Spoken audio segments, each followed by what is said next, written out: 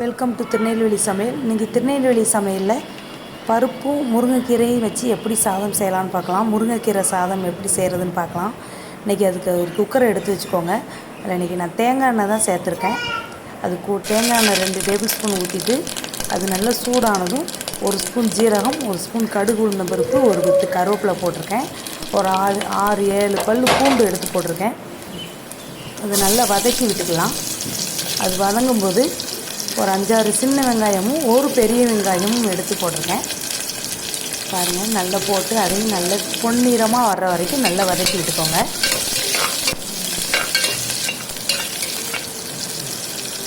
இது கூடவே ஒரு தக்காளி பழுத்த பழமாக எடுத்து நறுக்கி வச்சுருக்காங்க. அந்த தக்காளியும் இது கூட போட்டுக்கலாம்.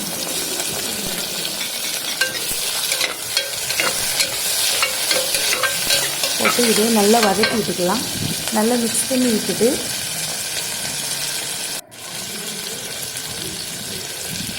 காயப்பொடி கொஞ்சம் போட்டுக்கலாம். பெருங்காயத்தூள் போட்டுக்கலாம். போட்டு அதையும் நல்லா வதக்கி விட்டுக்கலாம்.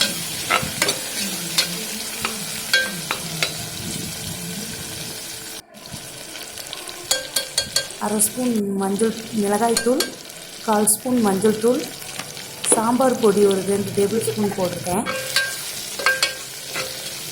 நல்லா மிக்ஸ் பண்ணி விட்டுக்கோங்க. நல்லா எண்ணெயிலே வதக்கி விட்டுக்கலாம். எண்ணெயிலே வதக்குறதுனால இந்த மிளகாய்த்தூள் கொஞ்சம் ரெட் கலரில் இருக்கும் சாதமே பார்க்குறதுக்கு. ஒரு லெமன் சைஸ் புளி எடுத்து ஊற வச்சுருக்கேன். 1 டம்ளர் அரிசியும் 1 டம்ளர் துவரம்பருப்பும் எடுத்து ஊற வச்சுருக்கேன். இந்த டம்ளருக்கு தான் அளவு எடுத்திருக்கேன் நான்.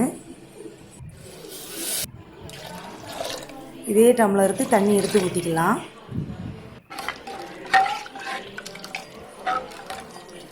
பாருங்கள், 3 டம்ளர் தண்ணி ஊற்றிருக்கேன். கூட 1 டம்ளர் தண்ணி ஊற்றிக்கலாம். சாதம் கொஞ்சம் ரொம்ப பருக்கியாக இருக்கிறதுக்கு கொஞ்சம் குலைவாக இருந்தால் சாதம் நல்லாயிருக்கும்.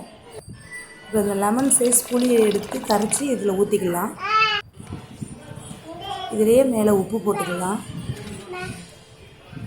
நல்லா மிக்ஸ் பண்ணி விட்டுக்கலாம். இப்போ நம்ம ஊற வச்சுருக்கிற அரிசியை எடுத்து தண்ணியே இல்லாமல் இதில் களைஞ்சி போட்டுக்கலாம். நல்லா தண்ணியே இல்லாமல் இதில் எடுத்து போட்டுக்கலாம். பாருங்கள், அதனால் தண்ணி கொதிக்க ஆரம்பிச்சிருச்சு குக்கரில். இப்போ நம்ம அரிசியும் பருப்பையும் இது கூட சேர்த்துக்கலாம்.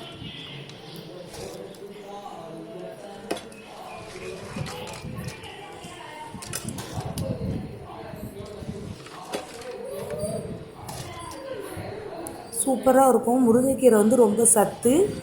எல்லாருமே சாப்பிட்லாம். குழந்தைகள்லேருந்து எல்லாத்துக்குமே கொடுக்கலாம். இப்போ இந்த முருங்கைக்கீரையை எடுத்து அப்படியே மேலே போட்டுக்கலாம். நல்லா மிக்ஸ் பண்ணி விட்டுக்கோங்க. நல்லா மிக்ஸ் பண்ணி விட்டுட்டு இதில் உப்பு இருக்கான்னு செக் பண்ணி பார்த்துக்கோங்க கடைசியில்.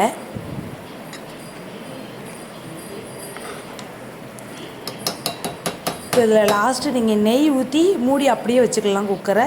இல்லைன்னா ஓப்பன் பண்ணதுக்கப்புறமும் நீங்கள் நெய் ஊற்றிக்கலாம். 3 விசில் விட்டுறலாம். இதில் அவ்வளோதாங்க.